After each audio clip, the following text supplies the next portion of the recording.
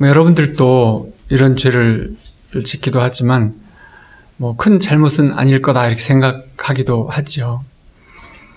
걱정하는 것이 죄가 되냐 이렇게 인정하지 않는 사람들도 있지만 또 그거 말고도 크고 많은 죄들이 많이 있잖아요. 술에 취하거나 담배를 피우거나 거짓말하거나 이런 죄가 사실 걱정하는 죄에 비하면 매우 적은 죄예요. 걱정하는 죄가 엄청 큰 거죠. 왜냐하면 두려움에 잡혀 있다. 불안과 두려움에 잡혀 있기 때문에 걱정하는 것이고 그것은 결국은 사단의 쓰임받고 있는 상태가 되기 때문이죠. 저는 정말 걱정이 많은 사람이었어요.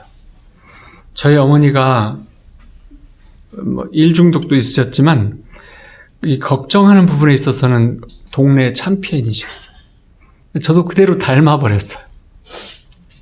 또 저희 아버지는 너무 엄하게 저희를 키우셨는데 그래서 매일 혼날까 걱정하고 두려워하면서 그래서 걱정하고 두려워하면서 사는 법을 배웠어요. 그래서 아마 언젠가 마태복음 6장을 읽으면서 마태복음 6장에 보면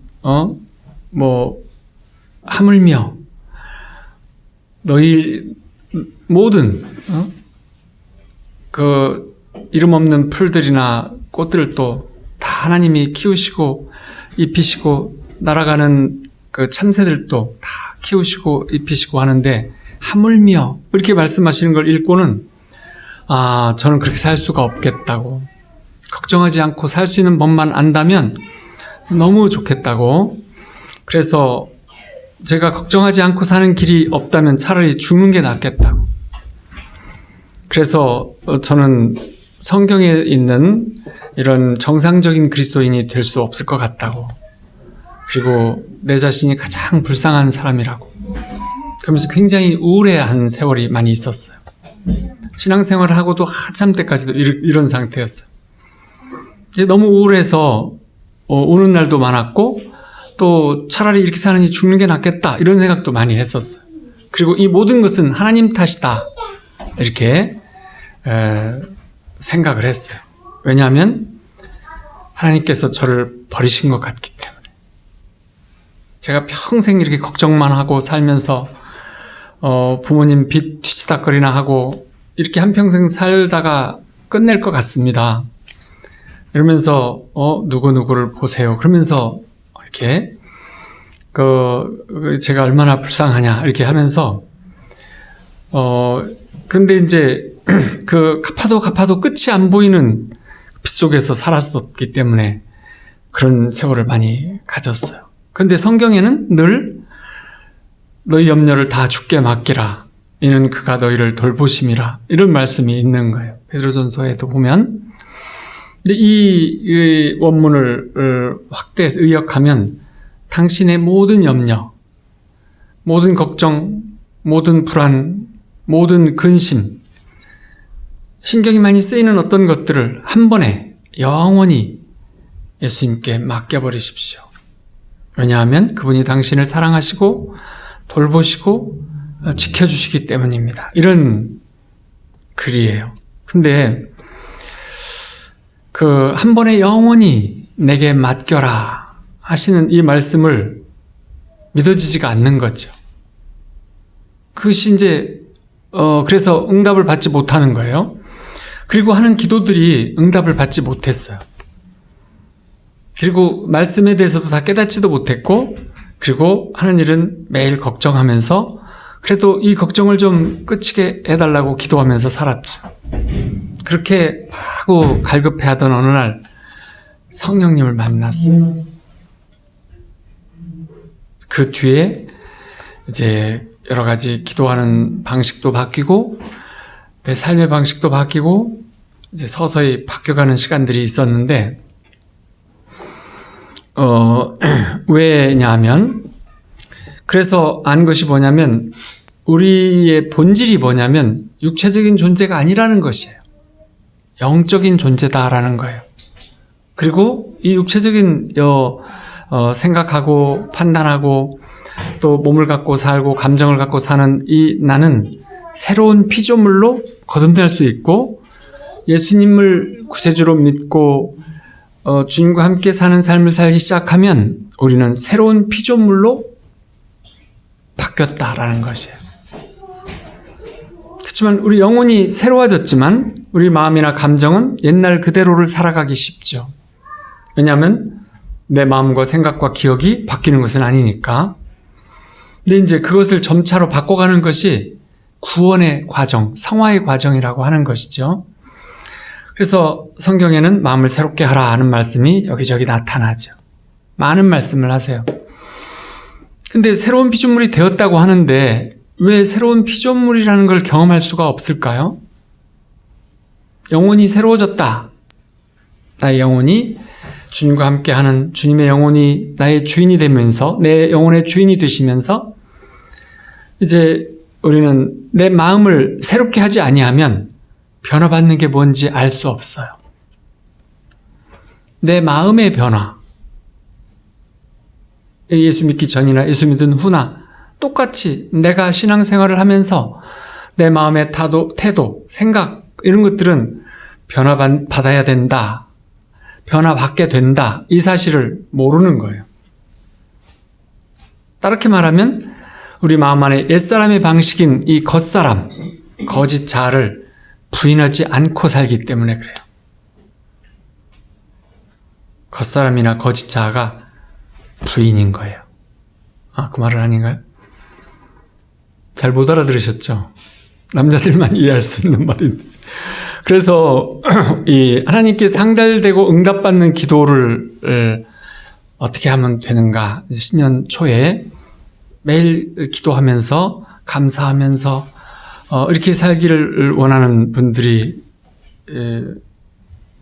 많이 있을 것이고, 그래서 이 기도에 대한 부분이 가장 좋겠다 이렇게 응답을 받았어요.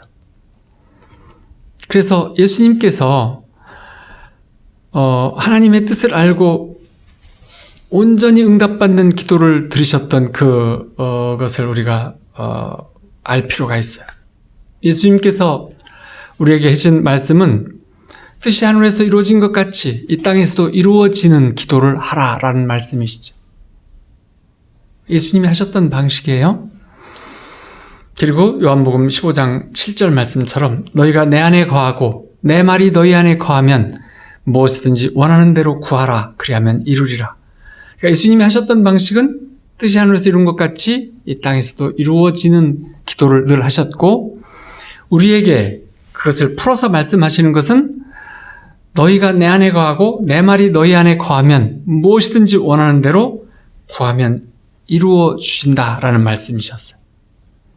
무엇이든지 원하는 대로 구하면 이루리라. 이 말씀 안에 기도에 무한한 능력이 숨어 있는 것이죠. 우리가 원하는 것을 구하여 받을 수 있는 방법이 뭐냐면, 너희가 내 안에 거하고 내 말이 너희 안에 거한다면 그러면 된다는 것이에요. 첫 번째 조건이 너희가 내 안에 거하라는 것이에요. 그리스도 안에 거한다라는 게 무엇일까요? 예수 그리스도 안에 내가 거한다. 그래서 그분을 이제 15장에 보면 처음에 예수님이 포도나무이다 말씀하셨어요. 제자들은 포도나무에 붙어있는 가지다 이렇게 설명을 하셨어요. 포도송이가 많이 달린 어떤 가지들이 포도나무와 이렇게 생명으로 연합관계를 맺어서 붙어있기 때문에 포도나무 뿌리에서 끌어올린 수액이, 즉 주님의 생명이 끊임없이 줄기를 통해서 가지로 흘러 들어간다는 것이에요.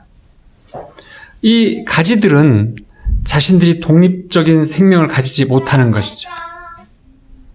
가지 안에 있는 것, 잎사귀, 줄기, 포도송이들, 이런 것들은 포도나무에서 흘러 들어오는 수액인 이 생명이 결과인 것이지, 이 가지가 스스로 잎과 줄기를 키우고 포도를 열게 할 수는 없는 것이죠.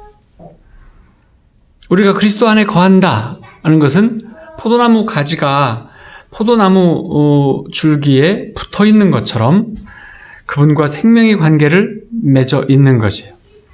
이 말을 바꿔서 말하면 그리스도 안에 거한다라는 것은 우리 자신의 뜻대로 사는, 그러니까 거짓자로, 겉사람으로, 독립된 나의 인격으로 사는 것을 거부하라는 것이에요. 그러니까 이제 포도나무 가지가 나는 참나무 가지가 좋겠어. 도토리를 열게 하고 싶어. 이렇게 하면 안 된다는 거예요. 내 마음대로 생각하고 내 뜻대로 결심하고 내 기분대로 살면 안 된다는 것이에요. 그래서 그러면 어떻게 해야 되냐면 예수 그리스도의 뜻을 품고 하나님의 뜻을 품고 그분의 뜻에 따르는 결심을 하고 그분이 누렸던 그분의 성품을 우리 마음에다가 심어서 우리도 그분의 성품을 닮아가는 삶, 더 쉽게 말하면 그분의 감정을 그대로 누리는 우리의 마음이 되어져야 된다는 것이에요. 그래서 그리스도 안에 거한다는 것은 예수님과 떠난 삶, 내가 독립된 나 자신의 삶을 전부 부인하는 것이에요. 이것이 뭐예요? 부인하는 것이 뭐예요? 십자가의 은혜이고 회개라고 하는 것이에요. 예수님이 우리를 대신해서 죽어주신 그 부분이 우리의 겉사람이고 우리의 거짓자이고 내가 부인해야 되는 삶들인 거예요. 그래서 그분의 생명이 우리 안에 흘러 들어오고 그분의 생명이 우리를 통해서 나타나기를 원하는 것이 바로 예수님이 원하시는 우리를 향한 마음이시죠. 그래서 우리는 그분께 그러면 늘 의지하는 삶을 살아야 하는 것이에요. 붙어있다라는 건 의지하고 산다는 거예요. 그런데 이제 우리가 독립된 삶을 사는 사람은 필요할 때, 답답할 때, 문제가 생겼을 때 이렇게 의지하고 그렇지 않을 때는 독립적으로 살아요. 약한 신앙이라고도 볼 수 있고 또 성령과 함께하는 삶을 모르는 사람 신앙생활할 때도 그렇게 하지만 그러면 우리가 그분께 의지하는 우리 자신을 포기하고 그분께 의지하는 삶을 산다면 하나님께 구하는 모든 것을 얻을 수 있어요. 왜 그렇게 되냐면 그때 우리가 갖는 소원은 우리의 소원은 통일이 아니고 이 내 소원이 아니고 예수 그리스도의 소원이 되기 때문에 그래요. 나를 부인하면 내 안에 예수님의 영이 주인이 되어 계시고 영혼이 내가 겉사람을 부인하면 그러면 그때부터는 누구가 드러나는 거예요? 내 영혼과 몸에 누가 남아있는 거죠? 내가 몸과 생각과 마음을 부인하면 내가 육체를 부인하면 그리고 남아 계신 분은 누구예요? 예수님의 영혼이시죠. 그러니까 그분에게서 기도가 시작되고 그분에게 의지하고 그분이 들어주시는 거예요. 기도란 그분과 호흡하는, 대화하는 것인데 그 기도를 그분이 시작하세요. 기도할 제목을 주시는 거죠. 그리고 우리로 기도하게 하세요. 그러니까 예수님이 기도하면 무슨 기도를 하실까요? 뜻이 하늘에서 이루어진 것처럼 이 땅에서도 이루어지는 기도를 하시는데 무슨 기도를 하시냐면 하나님 말씀에 의지해서 그분은 기도하시죠. 말씀에 의지해서 기도를 하세요. 그리고 우리를 입을 통해서 그 기도를 하게 하시고 그 기도를 하면 하나님이 들어주세요. 그러면 우리는 예수님의 제자가 되는 것이죠. 그래서 그런 기도들은 내 기도가 아니라 그리스도께서 내 안에서 기도하시는 것이 되는 것이에요. 그래서 이 기도가 언제나 하나님의 뜻에 맞는 것이고 하나님 아버지께서는 언제나 아들 예수님의 기도를 100% 들어주시기 때문에 우리는 응답을 받게 되는 것이에요. 우리가 기도 응답을 받지 못하는 것은 사실은 그 기도가 내 자신의 겉사람의 기도였다는 거예요. 예수 그리스도께서 내 안에서 우리 입술을 통해서 기도하시도록 우리가 그분을 의지하지 아니하고 우리 개인 스스로 나 자신의 독립된 겉사람의 소원을 가지고 기도한다면 그 기도는 잘 안 될 것이야. 많은 분들이 하나님의 뜻에 따라서 교회가 부흥되기를 위해서 기도를 해요. 교인 숫자가 늘으면 영향력이 많아질 것이고, 또 교회 재정 상태도 좋아질 것이고, 또 노회나 총회나 연합해서 교회 위상이 높아질 것이고, 이런 동기를 가지고 기도하는 경우가 많죠. 하지만 하나님께서 원하시는 것은 우리 교회가 세속화되지 아니하고, 또 모든 이 땅에 있는 불신자들의 죄를 다 고백하고 회개하고, 또 이 시대의 불신, 이 시대가 하나님을 불신하는 이것을 용납할 수가 없어서 하나님이 무시당하지 않도록, 그래서 하나님의 가정들이 이 땅에 많이 세워져서, 하나님의 자녀들이 이 땅에 많이 세워져서, 그래서 하나님께 영광을 받으셔야만 하겠다고 하는 그 필연적 동기를 가지고 기도해야 하는 것이 맞는 것이죠. 그 의미로 교회 부흥이 있는 거예요. 예를 들어서 어떤 여집사님이 남편의 예수님 믿기를 위해서 기도를 열심히 하는 분들이 많이 있잖아요. 그러면 이제 신앙 안에서 남편하고 공감도 하고 싶고, 같은 신앙생활을 하면 참 좋겠고, 또 남편이 천국에 가면 더 그건 당연히 정말 안타까운 일이죠. 천국에 꼭 가야만 하기 때문에 기도를 하죠. 그렇지만 실제로는 핵심은 뭐냐면, 하나님께서 믿지 않는 우리 남편 때문에 영광을 못 받으시는 일, 나의 남편이 하나님께 영광을 드리지 못하는 것이 안타까워서 기도를 하는 것이 맞아요.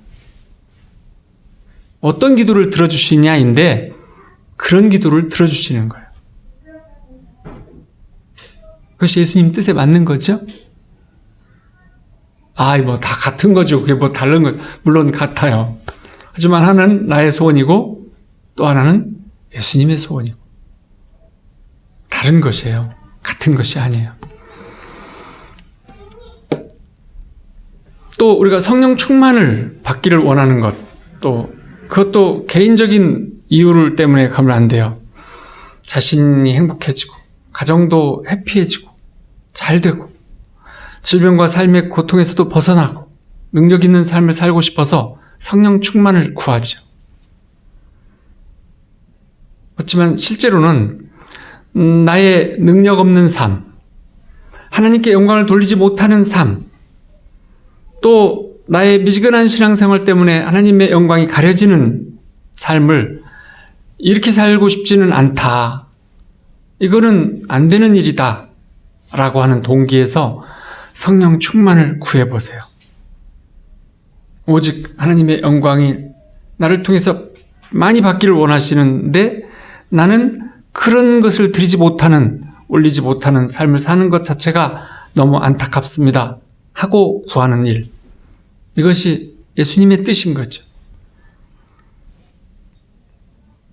하나님 보시기에 하나님의 자녀다운 새로운 피조물로서의 생활을 하고, 또 새로운 능력으로 하나님 나라의 용사가 되어서 사는 삶, 그래서 하나님께 영광을 받으시도록 하는 그것을 위해서 성령 충만을 구하시면 하나님께서 미적미적 하실까요? 아니면 당장 주실까요?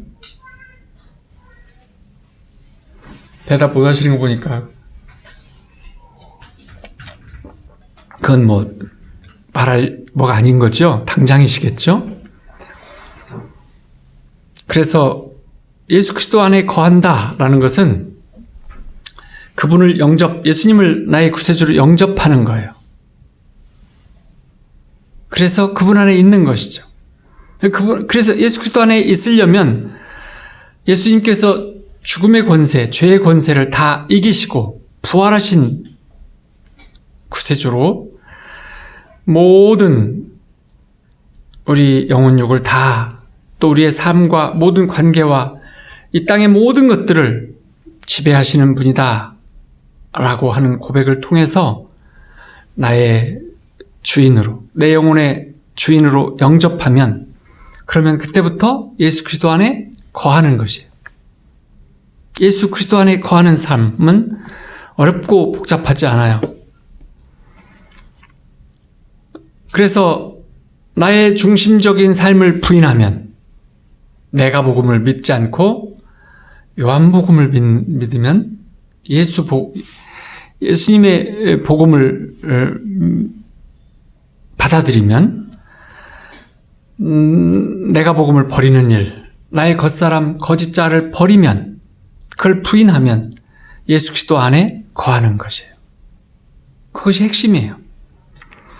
그러니까 우리 자신의 생각과 나의 목적, 나의 소원, 나의 감정, 이걸 다 부인하고, 그래서 예수 그리스도 안에서 그분의 생각, 그분의 뜻, 그분이 우리를 향해서 원하시는 일, 그분이 우리를 향한 어떤 바램, 이것을 이루시도록 늘 그분을 구하고, 그분의 뜻을 구하고, 그분을 찾고 그분을 의지하는 일, 이것이 그분 안에 거하는 것이에요. 그래서 우리에게 주시는 특권, 능력, 또 은혜와 축복, 이건 엄청난 것을 주시는데, 그런데 그러면 우리는 그냥 다 똑같이 로봇처럼 아무 생각 없이 다 그냥 똑같이 그냥 로봇가 돼가지고 이렇게 하느냐? 절대 그렇지 않아요. 성령 안에서 하나님이 뜻에 맞는 나를 사시면 모세가 가졌던 그 지팡이를 쓰시는 것처럼 우리가 가진 우리만의 독특한 나 자신을 하나님께서는 적재적소에 쓰시는데, 내가 바라고 원했던 어떤 것보다도 더 크고 아름답게, 의미 있게, 가장 귀하게 하나님 나라의 용사로 우리 자신의 감정, 우리 자신이 가진 어떤 장점, 우리는 알지 못했지만 내가 가지고 있었던 어떤 것을 크게 써주시는 거예요. 그것이 나의 삶의 가장 큰 기쁨이 되고 만족이 되고, 하나님께서 내 삶을, 나를 높이 들어 쓰시는, 그래서 높은 곳을 다니게 하시는, 귀하게 된다는 게 아니라 그런 어떤 하나님의 뜻에 합당하게 써주시는 삶을 우리는 살게 된다는 것이에요. 로봇처럼 다 똑같이 살게 하시는 게 아니세요. 그러면 우리의 특별한 어떤 개성이나 우리 자신이 가졌던, 품었던 어떤 목적, 이런 것들을 하나님 주님의 뜻 안에서 다시 세워서 써주세요. 내 마음속에 있었던 어떤 소원들을 다시 그분께서 들어서, 네가 잘하는 게 뭐야? 너는 이걸 통해서 이렇게 해봐 하면서 가장 크고 귀한 삶으로 써주신다는 거예요. 그러니까 우리가 로봇가 되는 것이 아닌 것이죠. 그래서 하나님께서는 우리가 하나님을 만나면 누구야 하고 불러주세요. 우리의 이름을 불러주세요. 하나님이 I am I라고 그러셔서, 하나님은 그분 당신 자신이시잖아요. 그것처럼 하나님 앞에 선 우리도 우리 자신인 이름을 하나님은 불러주세요. 이 세상에 하나밖에 없는 너 누구야, 내 자녀야, 이렇게 불러주시는 거죠. 그때로부터 그의 삶은 하나님 안에, 나라 안에서 가장 귀한 이름으로 써주신다는 거예요. 이 땅에서도 귀한 이름이 되겠죠. 두 번째 조건은 내 말이 너희 안에 거하면 이라는 말씀이시죠. 이것은 사실 첫 번째 조건인 너희가 내 안에 있고 너희가 내 안에 거하고 라는 것 안에 있는 말이죠. 근데 이게 같은 것이면 왜 예수님이 한 번만 말씀하시지? 너희가 내 안에 있으면 다 돼, 이렇게 하셨지? 거기다가 또 조건 하나 더 붙이셨어요. 내 말이 너희 안에 거하면. 그러니까 우리가 하나님을 인격적으로 추구하고 예수님이 가지셨던 모든 그분의 하나님께서 귀하게 여기시는 모든 것들을 우리가 받아들이려고 하죠. 예수님께 구하면 받을 수 있어요. 예수님의 자비, 예수님이 긍휼히 여기심, 예수님이 그 사랑이 깊으신 사랑, 예수님이 그 기뻐하시는 여러 가지 것들, 우리가 불쌍히 여김, 평강, 모든 것들을 받을 수 있어요. 구하면 다 우리 것이 돼요. 그런데 그렇게 하는 것이 전부가 아니라는 거예요. 하나님의 말씀, 예수님의 말씀이 우리 안에 충분히 거하는 일. 그러니까 예수님이 우리 안에 거하는 일, 영혼에, 예수님의 말씀이 우리 마음판에 새겨지는 일, 이 두 가지가 함께 있어야 된다는 것이에요. 영혼 안에 예수님을 모시는 일과 우리의 마음에 예수님의 말씀을 모시는 일, 이 두 가지가 함께 있어야 하나님의 제자, 예수님의 제자가 된다는 것이에요. 그러면 온전한 기도의 용사들이 된다는 것이에요. 그래서 하나님께 구하는 모든 것을 받으려면 예수 그리스도의 말씀이 우리 안에 항상 있어야 돼요. 말씀을 연구하고 그 말씀의 생각과 마음에 깊이 뿌리 내리도록 반복해서 이렇게 묵상하고 그 말씀을 심고 기억시키는 거죠.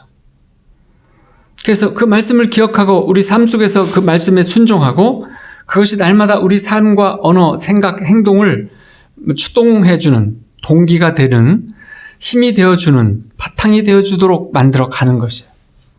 이것이 예수 그리스도 안에 거하는 방법의 두 번째, 내 말이 너희 안에 거하면이라는 말씀이세요. 그래서 우리는 매일 말씀을 읽고 묵상해야 되는 것이죠. 그래서 어떻게 보면 이 설교라는 것은 예수님의 말씀을 풀어줘서 마음에 간직하고 마음에다 심을 수 있도록 돕는 일이 아마 중심이 될 거예요. 또 성령께서 예배를 통해서 함께 하시는 일, 그것이 예배 전체를 통해서 주시는 거죠. 그러니까 우리가 예수 그리스도 안에 거하고 성령 안에 거하는 것은 예배 전체를 통해서이고 그 말씀이 우리 안에 거하는 것은 제가 그걸 또 돕는 일이고 이런 거죠. 이것이 예배의 여러 가지 것들이에요. 중심이죠. 그래서 예수님이 그 말씀을 통해서 그분 자신을 우리에게 주세요. 성령께서 우리 안에 와 계신 일과 예수님이 그분의 능력, 그분의 말씀, 그분의 권능, 그분의 친절하심, 그분의 사랑을 우리에게 주시고 싶어 하시잖아요. 그걸 뭘로 주시냐면 요한복음 6장 63절 말씀처럼 그분이 우리에게 하시는 말씀은 영이요 생명이다. 예수님이 하신 그분이 우리에게 하시는 말씀은 영이요 생명이에요. 우리가 이제 성경에 쓰여진 말씀도 당연한 거죠. 성경에 쓰여진 말씀이 예수님 말씀이 기록되어 있는 그 말씀이 우리에게 하시는 말씀이 맞아요. 하지만 또 성령께서 예수님이 우리에게 말씀을 직접 주시기도 하시잖아요. 사랑하는 누구야? 그러면서 말씀을 주시잖아요. 성령께서. 이 말씀이 영이요 생명인 거예요. 그래서 그분의 말씀을 묵상하고 우리 마음에 깊이 뿌리를 내리도록 그래서 영구히 우리 안에 거하도록 그렇게 하는 것이 기도의 능력을 100% 응답을 받는 능력을 받는 일이라고 말할 수 있을 거예요. 많은 사람들은 왜 기도에 힘이 없는지 궁금해해요. 이유는 간단해요. 그리스도의 말씀을 소홀히 하기 때문에 그래요. 시편에서 말한 것처럼 그들은 그리스도의 말씀을 가슴에 담아두지 않아요. 그냥 읽고 지나가요.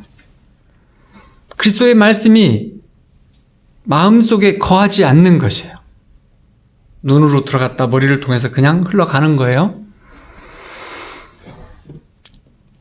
그리스도 안에 거한다라는 것을 배운다는 것은 어떤 신비적인 묵상이나 황홀경 이런 것이 아니에요. 그것은 어떻게 보면 성령이 우리에게 함께 하시는 것이죠. 그것이 나쁜 것 아니에요. 필요한 일이지만 거기에다가 이 말씀을 우리 마음판에 계속 새겨 넣는 일, 말씀을 많이 읽고 묵상하고 해서 우리 마음판에 기록되는 일, 이것이 그리스도의 말씀을 먹는 일이에요. 너희가 나와 함께 먹고 마시리라 할 때 먹는 것은 말씀이고 마시는 것은 성령인 것이죠. 그래서 성령님과 함께 먹고 마시게 되면 우리는 매일의 삶이 기쁘고 잔치와 같아요. 그래서 우리 말씀을 우리 마음에 심어서 그것이 살아있어서 성령께서 그 말씀을 살아있게 하셔서 우리의 생명이 되시고 우리의 영이 되셔서 이끌어 주시게 하는 거예요. 3단 논법이 아니에요. 하나님은 말씀이시고 말씀이 예수님이시고 예수님의 말씀이 영이고 생명이시고, 그러니까 3단 논법으로 가는 것이 아니에요. 하나인 거예요.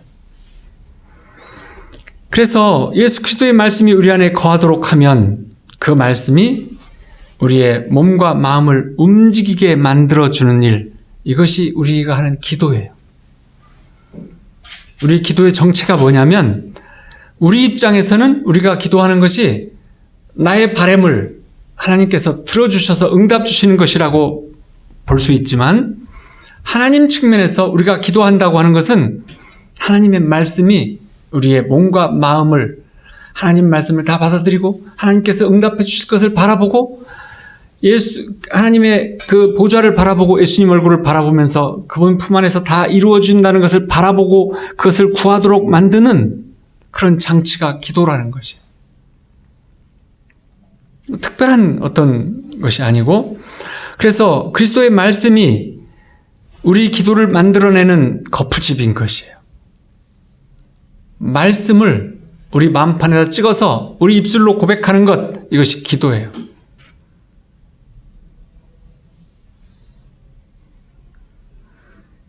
왜 그 거푸집에다가 뭐 이렇게 붕어빵 만들 때 보면은 거푸집에 붕어빵이 6개인가 이렇게 있잖아요. 그러면 거기다가 밀가루 반죽이랑 팥이랑 이렇게 쭉 넣고 닫고 내면은 이상한 붕어빵 나오는 거 보셨어요? 다 똑같은 붕어빵 나오지?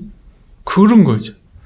그 말씀이 그 틀이에요, 틀. 그 말씀이 우리의 기도를 만들어내는 틀이에요. 이해되세요? 말씀 밖에서 기도하는 일은, 그래서 그리스도의 말씀이 우리 안에 거하면 하나님 뜻에 부합되는 기도가 되기 때문에, 하나님이 말씀해놓고 지키지 않으시는 분이세요? 1.1획도 응답이 있는 말씀이신 거예요. 그러니까 하나님의 뜻에 부합되는 기도는 하나님의 말씀, 예수 그리스도의 말씀이 우리 안에 거해서 그 말씀에 의해서 우리 입으로 고백되어지는 어떤 일들이 하나님 뜻에 부합되는 기도가 되기 때문에 응답을 안 할래야 안 하실 수가 없는 일이죠. 그러니까 우리가 하는 기도를 100% 받을 것이다라는 그 확신이 오는 것이죠. 그래서 하나님 말씀을 묵상하지 아니하고 하나님 말씀을 많이 보지 않으면서 기도 응답을 바라는 것은 불가능한 것을 바라보는 것과 같은 거예요. 임재만 하고 말씀을 묵상하지 아니하면 되는 것이 아니에요. SNS에 매일 말씀을 올려주시잖아요. 그 말씀을 보고 그 말씀을 우리의 그 기도의 틀로 여기는 거예요.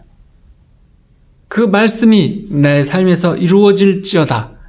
이걸 기도라고 하는 거예요. 그래서 머리로만 성경을 읽고 머리로만 연구하고 지적으로 공부하고 이런 성경 연구, 성경 공부반 이런 거 하면 헛일하는 것이죠. 말씀을 묵상해야 되는 거예요. 깊이 생각하고 묵상해봐요. 그래서 그분 말씀이 우리 마음속에서 살아있는 말씀이 되도록, 그래서 살아있는 말씀이 된다는 건 뭐냐면 필요할 때 언제든지 그 말씀이 기준이 돼, 우리 생각과 삶의 기준이 되어져서 드러나는 것이에요. 그래서 우리가 말씀을 묵상하는 중에 드리는 기도, 하늘 보좌에까지 올라가서 상달되는 기도들, 그래서 이제 100% 응답받은 기도가 있는데, 조지 뮬러인지도 몰라요? 조지 뮬러라는 사람인데, 이 목사님이세요. 이분이 이제 감리교 창시한 분하고 같은 팀이었어요. 이분은 거의 100% 응답을 받았다고 하는데, 이분이 기도를 할 때는 어떻게 하냐면 하나님의 말씀을 읽고 묵상해요. 내가 지금 필요한 게 있어요. 그분이 고아원을 경영하셨는데 아이들이 지금 굶고 있어요. 불쌍한 아이들을, 우리 자녀들을 불쌍히 여겨주시옵소서 이렇게 기도를 할 때, 기도하기 전에 고아를 위해서 또 불쌍한 긍휼을 위한 성경 말씀을 찾아서 그 말씀을 묵상을 먼저 해요. 그래서 마음속에서 기도 문이 열릴 때까지 기다려요. 계속 묵상해요. 그 말씀만. 그러다가 기도의 문이 열리면 기도를 시작했다고 해요. 조지 뮬러는 성령의 사람이었어요. 또 심장 기형으로 태어나서 능력과 큰 역사를 하셨던 케네스 핵인 목사, 미국의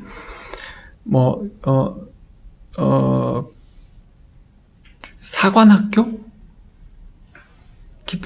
그리스도인 사관학교? 이런 거, 그게 이제 이 케네스 핵인 목사님으로부터 된 그런 이제 그 모임들인데, 이분도 큰 능력을 가지셨던 분이신데,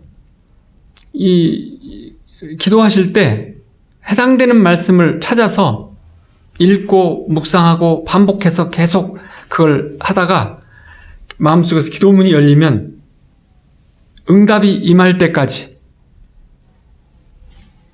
마음 안에서 응답이 임했다는, 응답이 올 때까지 기도를 했다고 해요. 이것이 기도의 본질이에요. 기도하는 방식이에요. 다른 기도의 방법을 찾지 말으세요. 내가 바라고 원하는 것을 내 육신의 목소리를 가지고 하나님께 예수 이름으로 기도하면 되는 것이 아니고, 예수의 이름으로 기도한다, 예수 이름 안에서 기도한다, 예수 안에서 기도한다는 거예요. 성령 안에서 기도한다는 거예요. 마지막에 기도 끝에 예수님의 이름으로 기도합니다, 이 말은 성령 안에서 기도합니다, 이 말이에요. 하나님께 예수님 이름을 붙잡고, 예수님 기도랑 똑같은 기도예요, 아시죠? 하고 예수님 이름으로 기도를 하나님께 드리면 하나님이 받아주실 수밖에 없는 거지만, 그 기도를 시작하신 분도 하나님이시고, 그 기도를 하게 하시는 이도 하나님이시고, 기도를 응답 주시는 이도 하나님이세요. 근데 이 기도의 방식이 항상 어떻게 기도해야 되냐면, 무조건 급하다고 그래서 이렇게, 근데 이제 여러 사람들을 책을 많이 보면서 얻은 결론이 뭐냐면, 성령의 사람들도 한결같이 정해진 시간에 임재에 들어가서 묵상하다가 기도문이 열리면 기도하는 습관들을 거의 다 가지고 있더라고요. 많은 분들의 책들을 보면, 저는 우리 아들이 책을 잘 사줘요. 그래서 항상 내 책꽂이에는 안 읽은 책이 한 5권에서 10권쯤은 있어요. 이제 봐야 될 책들이죠. 이렇게 보는데, 거길 보면 그분들이 한결같이 성령의 사람들이고, 그분들이 그 뭔가를 중요한 능력을 나타낸 분들이고, 또 어떤 부분에 대가들이고, 그래서 그분들이 책을 이렇게 보면 그분들이 내 눈에는 어떻게 이분들은 기도하고 어떻게 해서 그 응답을 받았지? 라는 관심이 많이 있으니까 그걸 보는데 한결같아요. 정해진 시간에 묵상하고 그러다가 기도문이 열려요. 그러면 임재에 들어가서 기도하는 것을 습관을 가지고 있어. 그러면 거의 응답이라는 건 당연하게 받아들이고 있더라고요. 그저 급한 대로 내 상황과 나의 원함을 먼저 기도부터 막 하는 습관을 가지면 응답이 없는 삶을 가지게 되고, 나 자신이 하나님께 버림받은, 또 나를 사랑하지 아니하시는 하나님에 대한 묵상을 하게 되고, 그것은 나를 고통 중에 있게 하죠. 제가 장로 때까지 있었던 그런 삶의 방식이에요. 기도 방식. 힘들었어요. 응답이 없는 거예요. 내 기도를 들어주신지 안 들어주신지를 알 수가 없었어요. 그 고통이었어요. 그래서 하나님을 신뢰를 하는 거예요? 안 하는 거예요? 그래서 여러분들도 먼저 말씀을 묵상하고 또 임재에 들어간 후에 기도의 문이 열리면 기도하시는 습관을 가지시기를 축원드립니다. 왜 그렇게 해야 되냐면, 기도를 시작하는 분이 하나님, 성령님이시기 때문에 그래요. 그래서 하나님의 이름으로 하나님께서 기도를 시작하게 하셨고 성령을 통해서 응답을